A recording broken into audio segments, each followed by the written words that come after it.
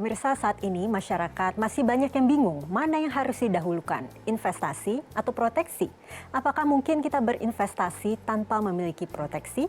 Bersama saya Chandra Dewi, kita akan membahasnya tentunya dalam Cerdas 5 Menit. Selamat pagi Pak Jeffrey. Selamat pagi Mbak Chandra. Pak Jeffrey, rupanya ada pertanyaan serupa dari beberapa pemirsa kita ini Pak, terkait investasi dan juga proteksi. Sebetulnya mana yang harus didahulukan, investasi atau proteksi? Investasi dan proteksi itu dua-duanya bertujuan jangka panjang.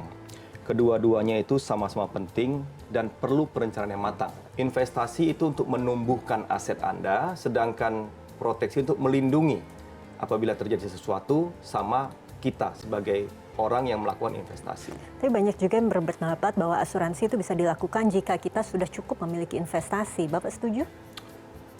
Itu dikembalikan kepada masing-masing ya, masing-masing individu. Tetapi proteksi itu sangat penting. Kenapa? Pada saat Anda sedang dalam proses penlipat gandaan atau proses pertumbuhan daripada aset dan Anda belum sampai pada titik Anda punya tujuan dan terjadi risiko, bagaimana? Pada saat itulah proteksi penting untuk melindungi ketegerusan kita punya aset karena musibah tadi. Misalnya, kita dalam proses penumpukan aset, tiba-tiba sakit. Maka kita harus gunakan aset itu untuk mengobati kita. Ya. Nah, akibatnya yang kita impikan untuk sekian tahun ke depan itu akhirnya tidak jadi kan. Tapi kan memang investasi pun sangat diperlukan ya Pak ya, kalau kita berbicara mengenai manfaat. Sebetulnya manfaat investasi dan manfaat proteksi mana yang lebih banyak? Dua-duanya punya manfaat yang berbeda Mbak Chandra. Jadi kalau kita mau melipat gandakan kita punya aset, itu kita perlu investasi. Kalau kita mau memproteksi, kita perlu asuransi. Kedua-duanya ini perlu. Nah, ada orang yang kadang-kadang merasa mau praktis nih, saya mau juga proteksi sekaligus saya juga mau ada investasi. Bisa, bisa. Dengan sekarang kita punya produk yang unit link, dia bisa menjalankan dua tujuan itu dengan satu produk. Contohnya seperti apa Pak, manfaat dari unit link ini? Oke. Jadi kalau unit link kita beli, di dalam premi yang kita bayar sudah ada alokasi untuk investasi, sudah ada alokasi untuk proteksi. Jadi apabila terjadi sesuatu risiko, sisi proteksinya yang akan nonjol, dia punya manfaat. Apabila semuanya lancar, maka sisi investasi yang akan menonjol. Dan di dalam unit link pun kita bebas memilih instrumen apa kita mau.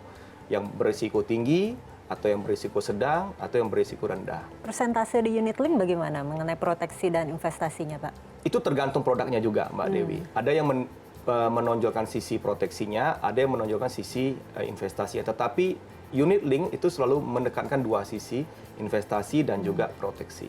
Oke, ini secara umum di luar dari unit link Pak. Jika keduanya ini investasi dan proteksi harus berjalan beriringan, kiranya berapa persen porsi untuk masing-masing ini? Porsi masing-masing itu juga tergantung balik kepada tujuannya ya, ketujuan daripada individu, tergantung juga pada kemampuan ekonominya. Tentunya porsi daripada proteksi itu biasanya antara 10-15% dari income kita sebulan. Nah, tetapi untuk investasi itu tergantung kita bisa menyisihkan berapa. Kalau memang kita sudah menyisihkan untuk proteksi dan sisanya memang ada, itu bisa kita investasikan. Proteksi yang seperti apa sih Pak yang harus dimiliki paling tidak, supaya kita paling tidak minimal harus memiliki satu proteksi selain kita berinvestasi? Ketika kita memilih proteksi, kita harus punya proteksi untuk jiwa dan untuk hospital dan penyakit kritis. Ini disaster atau bencana yang paling sering muncul dalam kehidupan. Apabila kepala keluarga itu meninggal, atau dia sakit keras, atau kecelakaan. Ini semuanya tidak bisa kita prediksi. Sebagai penutup Pak Jeffrey, bisa disebutkan barangkali bagi pemirsa kita bahwa memang investasi harus dijalankan dengan proteksi juga. Ya, karena keduanya punya tujuan yang berbeda, tapi masing-masing mereka saling melengkapi untuk impian kita di masa depan. Jadi kalau kita sebagai orang yang sedang dalam proses penumbuhan aset, kita wajib melakukan investasi, tapi jangan lupa kita perlu juga investasi. Proteksi juga dibutuhkan ya Pak? Iya, betul. Oke, baiklah Pak Jeffrey, terima kasih banyak ya Pak atas kehadirannya. Dan pemirsa, demikianlah Cerdas 5 Menit, Cerdas Finansial untuk episode kali ini. Saya Chandra Dewi, terima kasih. Sampai jumpa.